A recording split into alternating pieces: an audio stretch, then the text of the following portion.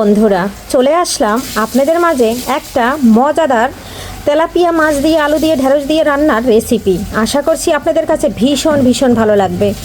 আর ভালো লেগে গেলে পুরো ভিডিওটি স্কিপ না করে দেখে অবশ্যই সুন্দর একটা মন্তব্য রেখে যাবেন। আমি মন্তব্য ধরে চলে যাব আপনাদের পরিবারে। ওকে বন্ধুরা, বন্ধুরা সবাই কেমন আছেন? আমি পাপড়ি চলে আসলাম আপনাদের মাঝে আজকে একটা তেলাপিয়া মাছের রেসিপি নিয়ে। এই যে দেখুন, তেলাপিয়া মাছ কেটে ধুয়ে খুব সুন্দর করে পরিষ্কার করে নিয়েছি। আর এটা আজকে ঢেঁড়স আলু দিয়ে রান্না হবে। তবে সঙ্গে থাকুন, যে পরিমাণ গরম পড়েছে একদম সীমিত মশলা দিয়ে রান্না করব। আমার সাথে থাকলেই দেখতে পারবেন। ঢেঁড়স আলুটা খুব সুন্দর করে কেটে নিয়েছি, এই যে দেখুন। আর আমি পাপড়ি কিচেন অ্যান্ড ব্লগ থেকে চলে আসলাম আপনাদের মাঝে খুব সুন্দর একটা রেসিপি নিয়ে। তবে সঙ্গে থাকুন, স্কিপ করবেন না, তাহলে বুঝতে পারবেন না যে আমি অল্প মশলা দিয়ে কিভাবে এত সুন্দর একটা রেসিপি রান্না করে নিলাম। এই গরমের মধ্যে হেলদি টেস্টি খাবার কিন্তু আমাদের শরীরের জন্য খুবই উপকারী। তাই হেলদিভাবে আমি এই রেসিপিটা করে নেব। আমার সঙ্গে থাকুন সবাই, আশা করছি সবাই অনেক অনেক ভালো লাগবে। প্রথমে মাছটা কেটে দিয়ে পরিষ্কার করে নিয়েছি। এখন একটু লবণ দিয়ে হলুদ দিয়ে মেখে ভেজে নেব। লবণটা দিয়ে হলুদটা দিয়ে এই যে মেখে নিচ্ছি। এদিকে কড়াইতে তেল বসিয়ে দিয়েছি, পর্যাপ্ত পরিমাণে তেলটা গরম হয়ে গিয়েছে। মাছটা মেখে খুব সুন্দর করে উল্টে পাল্টে ভেজে নেব। আর এটা এই তেলাপিয়া মাছটায় ছিল 1.5 কিলোর মতন ওজন। এখানে আমি 4 টুকরা পেটের মাছ নিয়েছি আর 2 টুকরা নিয়েছি পিঠের মাছ। পেটের মাছটা আমরা খাবো, ছেলে খাবে পিঠের মাছ, আর আমরা খাবো পেটের মাছ, কারণ ছেলে আমার পেটের মাছ খায় না। আর এর জন্য আমরা 3 জন মানুষ, তাই 6 টুকরা মাছ নিয়েছি। এটা দিয়েই হবে এই যে মজাদার ঢেঁড়স আলুর রেসিপি। যে পাত্রে আমি মাছটা মেখেছি সেই পাত্রে আলুটা দিয়ে মেখে নিচ্ছি। আলুটা কিন্তু তেলের উপর খুব সুন্দর করে ভেজে নেব আর ঝটফট রান্না করে নেব। অতিরিক্ত গরমে থাকা যাচ্ছে না, ঘামিয়ে একদম শেষ। একদম কচি কচি ঢেঁড়স নিয়েছি, মাঝখান থেকে ফালি করি নেই, শুধু মাথা আর লেজাটা ফেলে দিয়েছি। এখন আমি এটা রান্না করে নেব। মাছটা একটু উল্টে পাল্টে দিচ্ছি। আর মাছটা যেহেতু একদম টাটকা, তাই একদম কড়া করে ভাজবো না, হালকা করে একটু ভেজে নিচ্ছি। একদম হালকা না, মোটামুটি ভাজবো, একদম কড়া করব না। বন্ধুরা, মাছটা ভাজা হয়ে গেছে, এখন তুলে নিচ্ছি। যে মাছের কালারটা একটু দেখিয়ে দিচ্ছি, এভাবেই ভেজে নিচ্ছি। সম্পূর্ণ মাছ উঠিয়ে নিই। তেলের ভিতরে আলুটা দিয়ে দিচ্ছি। আলুটা দিয়ে নেড়ে ছেড়ে দিচ্ছি। আলুটা একটু লাল লাল করে ভেজে নেব। তারপরে এই তেলের ভিতরে ঢেঁড়সটা ভেজে নেব। এই যে দেখুন, এখন আমি এখানে হলুদ আর লবণ দিয়ে একটু নেড়ে ছেড়ে দিচ্ছি। নেড়ে ছেড়ে দিয়ে লাল লাল করে আলুটা ভেজে নেব। বন্ধুরা, এই যে দেখুন, আলুটা ভাজা হয়ে গেছে, এখন আমি তুলে নিচ্ছি। একদম লাল লাল করে ভেজে নিয়েছি। ক্যামেরায় কেমন দেখা যায় জানি না, তবে বাহিরে রোদের কারণে তেল কিন্তু সবই রয়ে গেছে। এখানে দিয়ে দিচ্ছি ঢেঁড়সটা কিন্তু ভেজে নিচ্ছি, খুব সুন্দর করে ভেজে নেব। বন্ধুরা, একদম মাছের তেলের ভিতরে আলুটা ভেজে নিলাম, ঢেঁড়সটা ভেজে নিলাম খুব সুন্দর করে। আর এই যে দেখুন, কত সুন্দর করে এক একটা করে ঢেঁড়স ভেজে নিলাম। তবে অবশ্যই লবণটা দেবেন না ঢেঁড়স ভাজার সময়। আর যে লবণ আর হলুদটা দেওয়া ছিল ওর ভিতরেই ভেজে নিয়েছি, তাহলে কিন্তু ঢেঁড়সটা গলে যাবে, ভাজাটা ঠিক মতন হবে না। আর একটু ভেজে তুলে নেব। ঢেঁড়সটা আমার পছন্দ মতন ভাজা হয়ে গেছে, এখন তুলে নিচ্ছি। আপনারা চাইলে এর থেকে কম বেশি ভেজে নিতে পারেন, না ভেজেও রান্না করতে পারেন, এটা আপনাদের সম্পূর্ণ ইচ্ছা। তবে এরকম রান্না করলে ভীষণ ভালো লাগে খেতে। এখন আমি তুলে নিচ্ছি।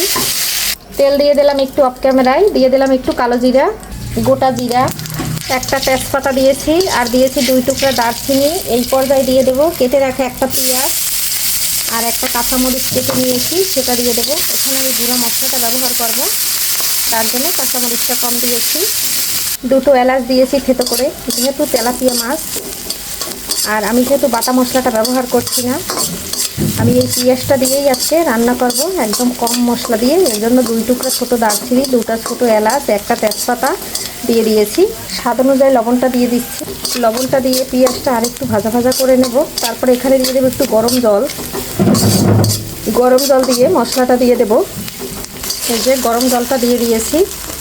এখন দিয়ে দিচ্ছি হলুদ, ঝাল বুঝে দেবেন, মরিচ, যেরকম ঝাল খাবেন সেরকম, ধনে ও জিরার গুঁড়া। এই যে মশলাটা দেওয়া হয়ে গেছে, আমি একটু ঝালটা বেশি খাই, তাই আমি একটু ঝাল একটু বেশি দিয়ে রান্না করব। ঢেঁড়সটা কিন্তু একটু ঝাল ঝাল খেতেই আমার কাছে ভালো লাগে। এখন আমি মশলাটা খুব সুন্দর করে কষিয়ে নিচ্ছি। দেখুন বন্ধুরা, মশলাটা থেকে তেলটা ছেড়ে দিয়েছে। এই পর্যায়ে দিয়ে দেব আলু আর ঢেঁড়স। ঢেঁড়স আর আলুটা দিয়ে খুব সুন্দর করে কষিয়ে নেব। মশলার সাথে ঢেঁড়স আর আলুটা একটু কষালে এর ভিতরে মশলাটা খুব সুন্দর করে ঢুকে যাবে আর খেতে কিন্তু দারুণ লাগবে। এই যে আমি নেড়ে ছেড়ে মশলাটা দিয়ে আর আলু আর ঢেঁড়সটা দিয়ে খুব সুন্দর করে কষিয়ে নিচ্ছি। দেখুন আমার মশলাটার সাথে কষানো হয়ে গেছে। আর এই পর্যায়ে আমি দিয়ে দেব গরম জল। আপনারা যে যেরকম ঝোল রান্না করবেন সেভাবে দিবেন। জালটা এখন হাই হিটে রাখছি। এখন আমি গরম জলটা দিয়ে দিচ্ছি। আর আমি যেহেতু একটু ঝোল করব, গরমে একটু ঝোল ঝোল খেতেই কিন্তু ভালো লাগবে। নামানোর আগে দুটো কাঁচামরিচ আর একটু জিরার গুঁড়া দিয়ে নামিয়ে নেব। হয়ে গেল আমার অল্প মশলা দিয়ে রান্না আমার ডান। বন্ধুরা, গরম জল দেওয়ার সাথে সাথে একদম ফুটে উঠছে। এই যে দেখুন, এই পর্যায়ে মাছগুলো দিয়ে দিচ্ছি। মাছটা দিয়ে বেশি নাড়াচাড়া করা যাবে না, তাহলে মাছটা ভেঙে যাবে। কারণ আমরা সবাই জানি তেলাপিয়া মাছ যথেষ্ট নরম থাকে, তার জন্য বেশি একটা নাড়াচাড়া দেব না। জাস্ট মাছটা সুন্দর চতুর্দিক দিয়ে দিয়ে দিচ্ছি। বন্ধুরা, একটু নেড়ে দিচ্ছি। মাছগুলো একটু নিচে দিয়ে দিচ্ছি।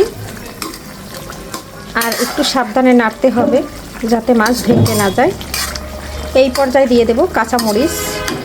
এই যে কাঁচামরিচ দিয়ে দিচ্ছি মাঝখান থেকে ভেঙে, এতে খুব সুন্দর একটা ফ্লেভার বের হবে। এখানে আমি 3টা কাঁচামরিচ নিয়েছি।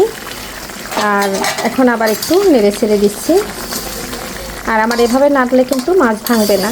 এই পর্যায়ে দিয়ে দেবো একটু জিরার গুঁড়া। আর আমার আলুটা কিন্তু একদম সিদ্ধ হয়ে গেছে, ঢেঁড়সটাও কিন্তু একদম সিদ্ধ হয়ে গেছে। আর একটুও কিন্তু লোদ হবে না এভাবে রান্না করলে। অনেকে ঢেঁড়সের তরকারি লোদের জন্য খেতে চায় না, আর আমার কিন্তু একটুও লোদ হয়নি, দেখতে পাচ্ছেন। আপনারা অনেকেই আছে জিরার গুঁড়া খান না। জিরার গুঁড়াটা আপনাদের পছন্দ মতো দিন। যারা না পছন্দ করেন তারা স্কিপ করতে পারেন। আর আমি কিন্তু দিয়ে রান্না করি, তাই কিন্তু খেতে দারুণ লাগে। বন্ধুরা, আমাদের কাছে তো দারুণ লাগে, আপনাদের তো খাওয়াতে পারবো না। খাওয়ালে না বুঝতেন যে কতটা টেস্টি, কতটা মজা। কাঁচামরিচ আর জিরার গুঁড়া দিয়ে দিয়েছি। 1 মিনিট ঢেকে রান্না করে নিচ্ছি, তারপরে নামিয়ে নেব। একদম হেলদি টেস্টি রান্না। 1 মিনিট পরে চলে আসলাম। ফাইনাল লুকটা একটু দেখিয়ে দিলাম। এই পর্যায়ে নামিয়ে নিচ্ছি। বন্ধুরা, যেরকম দেখতে হয়েছে সেরকম খেতে। আর এই ঝোল কিন্তু আপনারা পছন্দ মতো রান্না করবেন। আমার ছেলের একটু ঝোল লাগে, তাই কিন্তু আমি এই ঝোলটাই নামিয়ে নিচ্ছি। ফাইনালি বন্ধুরা একদম নামিয়ে নিয়েছি। ফাইনালি রান্নাটা শেষ। বন্ধুরা, কেমন লাগলো আমার এই ঢেঁড়স আলুর তেলাপিয়া মাছের ঝোল অবশ্যই জানাতে ভুলবেন না। সবাই ভালো থাকবেন, সুস্থ থাকবেন। কে কোথা থেকে বসে আমার ভিডিওটি দেখছেন অবশ্যই জানাবেন। আমি আছি ঢাকা সাভার থেকে। আপনারা কোথা থেকে দেখছেন অবশ্যই জানাতে ভুলবেন না। সবাই ভালো থাকার জন্য, সুস্থ থাকার জন্য অনেক অনেক ভালোবাসা রইল। আজকের মতো বিদায় নিচ্ছি। আগামী ভিডিও দেখার আমন্ত্রণ জানিয়ে বাই।